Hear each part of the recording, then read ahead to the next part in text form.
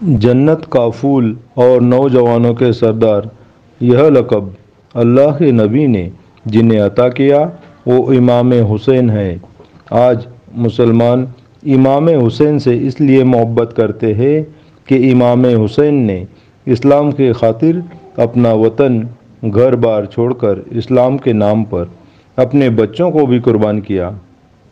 यहाँ तक कि नाना जान के मोहब्बत में दीन को बचाने के लिए अपने जान को भी कुर्बान कर दिया।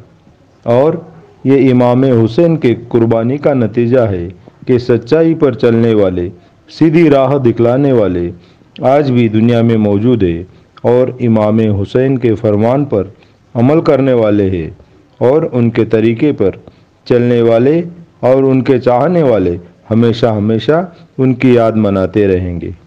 या हुसैन, या हुसैन। मौलाना मोहम्मद शमीम कादरी साहब ने इमाम हुसैन की शान और मुहर्रमुल हराम के बारे में यह तारीफ बयान की। बिस्मिल्लाहिर्रहमानिर्रहीम।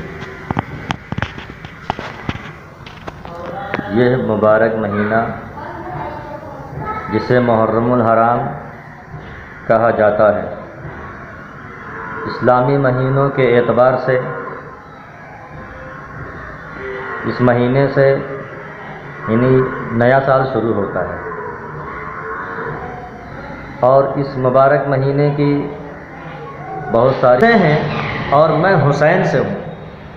मतलब यह है आप दर्स दे रहे हैं, आप सबक दे रहे हैं अपनी उम्मतियों को, कहे मेरे उम्मतियों अगर तुम हुसैन से मोहब्बत करोगे तो मैं तुमसे मोहब्बत करूँगा।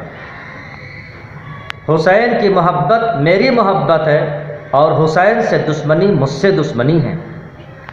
अगर तुम हुसैन को राज़ी कर लोगे तो मैं राज़ी हो जाऊँगा। ये फजीलतें भी हैं कि अल्लाह तबारक व तआला ने हज़रत मूसा अलैहिस्सलाम को मुहर्रम के 10वीं तारीख यानी आशूरा के दिन फिरौनियों पर फ़तेह हासिल किया था। ऐसे ही बहुत सारे कारनामे इस मुबारक महीने में ज़ाहिर हुए हैं। सच्चाई के खातिर, हक़ के खातिर, न्याय के खातिर अपना सब कुछ कुर्बान कर दिया है।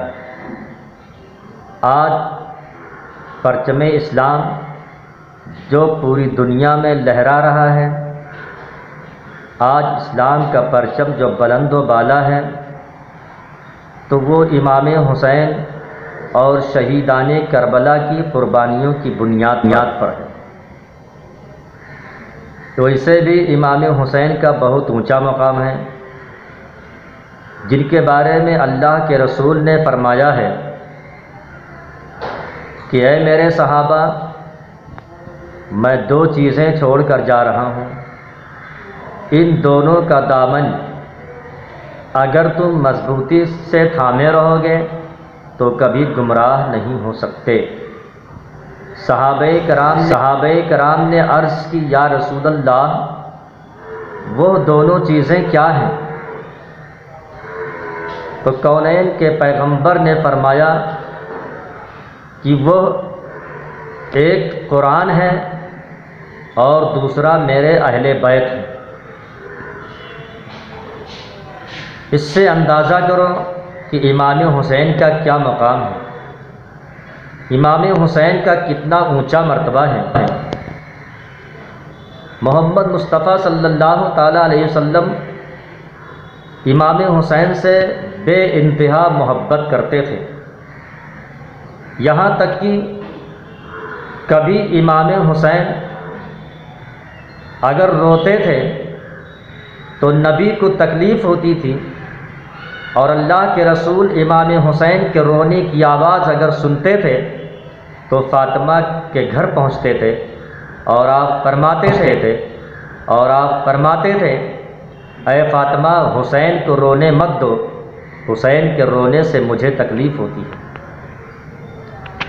इमाम हुसैन تو وہ مقام ہے کہ جس کے بارے میں اللہ کے رسول محمد مصطفیٰ صلی اللہ تعالیٰ علیہ وسلم نے فرمایا ہے، الحسین منی و انا من الحسین، حسین مجھ سے ہیں اور میں حسین سے ہوں۔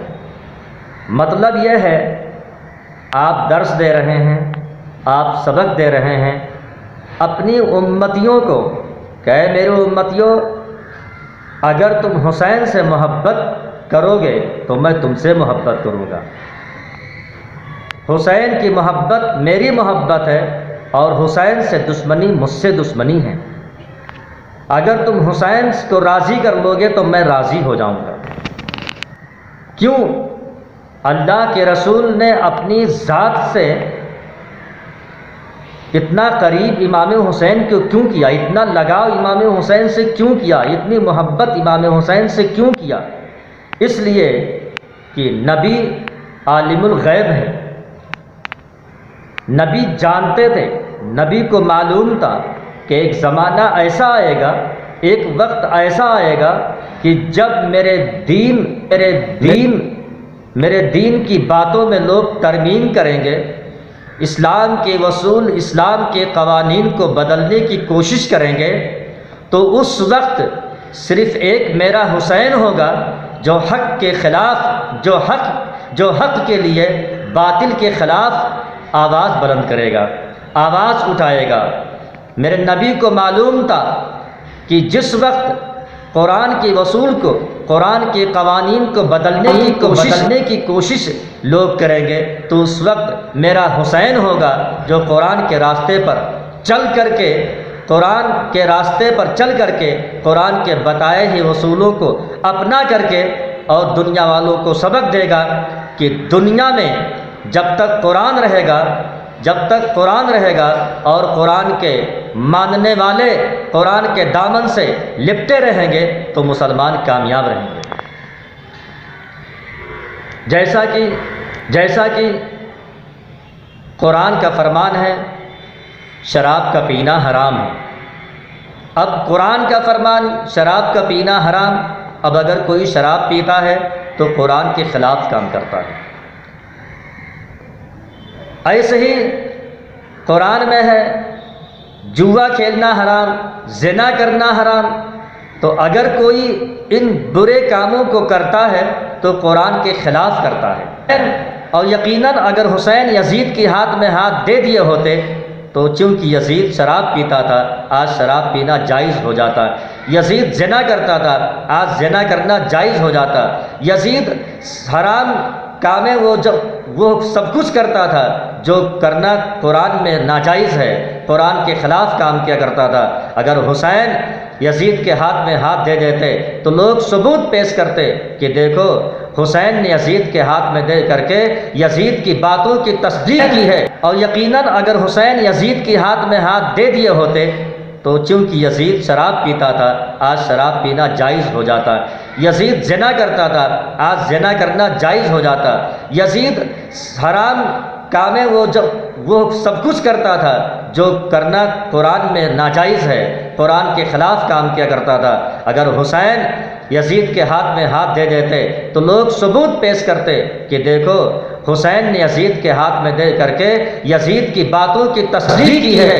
اس لیے امام حسین نے قرآن کی اصولوں کو زندہ رکھنے کے لیے، اسلام کے قوانین کو زندہ رکھنے کے لیے، اسلام کی بلندی کے خاطر، پرچم اسلام کو لہرانے کی خاطر، تاکہ پرچم اسلام قیامت تک بلند رہے، اس لیے امام حسین نے اپنے جان کی قربانی دے دیا، لیکن یزید کے ہاتھ میں، ناپاک کے ہاتھ میں، ایک شرابی کے ہاتھ میں، ایک بے نمازی کے ہاتھ میں اپنا ہاتھ نہ دیا۔